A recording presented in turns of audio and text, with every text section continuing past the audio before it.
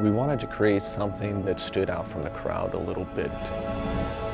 This is the reveal of the big mystery that Halo and Halo 2 have been driving toward. Where are we? Who is this? What's happening? The Covenant have uncovered something that is immense. It's this gigantic Forerunner structure that just looks huge. Now that he's looking out over this massive thing, the player's gonna say, what is that? The other part of the story that's important, of course, is that Cortana is in trouble. I'll detonate in Emberclad's reactor, just like we did the Autumns. No, I don't want to chance a remote detonation. I need to stay here. Cortana has been left away from the Chief. She's in the clutches of the Gravemind. I will ask, and you will answer. All right. Shoot. We don't know what's happened to her since then. We don't know it's Cortana. It could be any sort of bizarre, almost satanic sort of voice. I am your shield. I am your sword. Something seems wrong. I know you. Your past. Your future. I think the expectation is huge. Everybody I talk to, if you mention Halo, everybody immediate reaction is, how's Halo 3? I think what is going to strike people is the scale. That's real stuff way out there. I mean, we pushed it as far as we possibly could push it.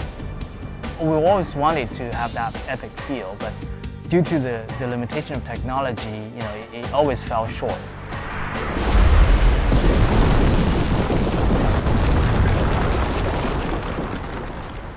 When you're working in high definition, it's a very unforgiving environment. Look at the Master Chief's armor. You see cool things about the Master Chief's armor. You see that he's self-shadowing. You see the textures are very high resolution. There's real-time reflection on his visor. But you look closer, you see he's beat up. He's scratched. He has been through some horrific battle, and we're actually showing that on the Chief this time around. If people show just a pre-rendered movie, then there's always going to be speculation about, well, yeah, sure, your engine's not going to be able to do that. And I think what we're trying to show firmly is that our engine can do the stuff that we say it's going to do, and it's doing it right now. What we're building here is our bar for where we're going to shoot for in real gameplay. It's great. There's 90 guys here. Half of them are artists, half of them are engineers. And it's like oil and water.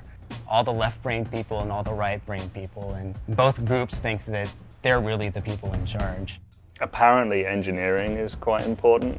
Oh, of course, it's a science. I like to draw pretty pictures.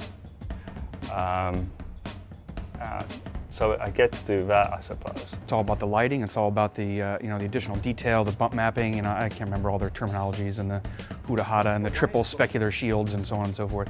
In Halo 3, you have like entire dynamic range available for you. So, things are bright, things are dark.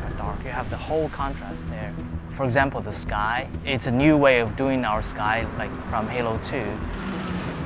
Every now and then, it'll catch my eye still, and then realizing, wow, I can't believe we're able to pull that off. For the announcement, it's gone really well. It hasn't been as much of a monkey shit fight as it could have been. Poon would be people make decisions that affect us and they don't really worry about it. Like, oh, it's all right, the sound guys will figure it out at the end of the chain. And we do, always, but sometimes it feels a little like you got shat on a few too many times. Everyone else is prolonging my part of the job. I'm actually just making it better. So that's how that works.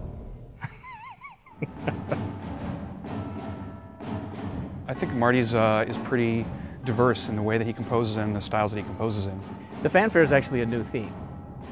And I don't know if it's ever going to show up ever again. At times he's pulling out, Enya. Oh no, I didn't say that.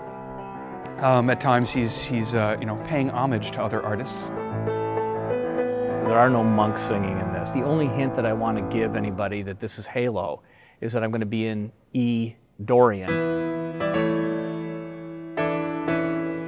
I actually just played an octave on the piano, just straight E's. When I played it back, I realized that it instantly got my attention. For this one, we had a great session with live orchestra, which is a bit above and beyond what we've done in the past. Master Chief is coming out of a desert, blowing heat, wind, completely obscured.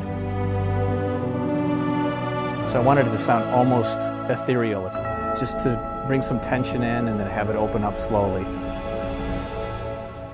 The music and the sound is all about the drama. I'm just trying to absolutely score the drama of this moment. I mean, I think in the end, you're absolutely going to be able to play exactly what you're watching in this trailer.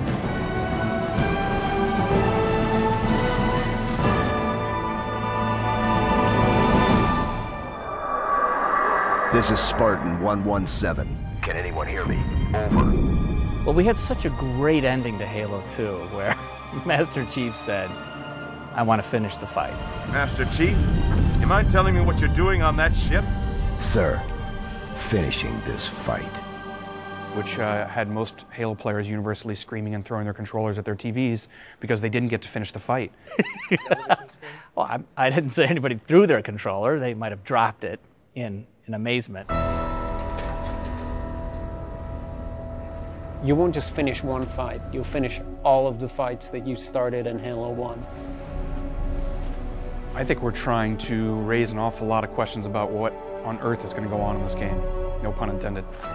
We want this to be the Return of the King. We want this to be the final chapter in an epic trilogy. It's coming, and part of it's already here. It's going to be cool. This is the game, this is the engine, this is what Halo 3 is going to look like.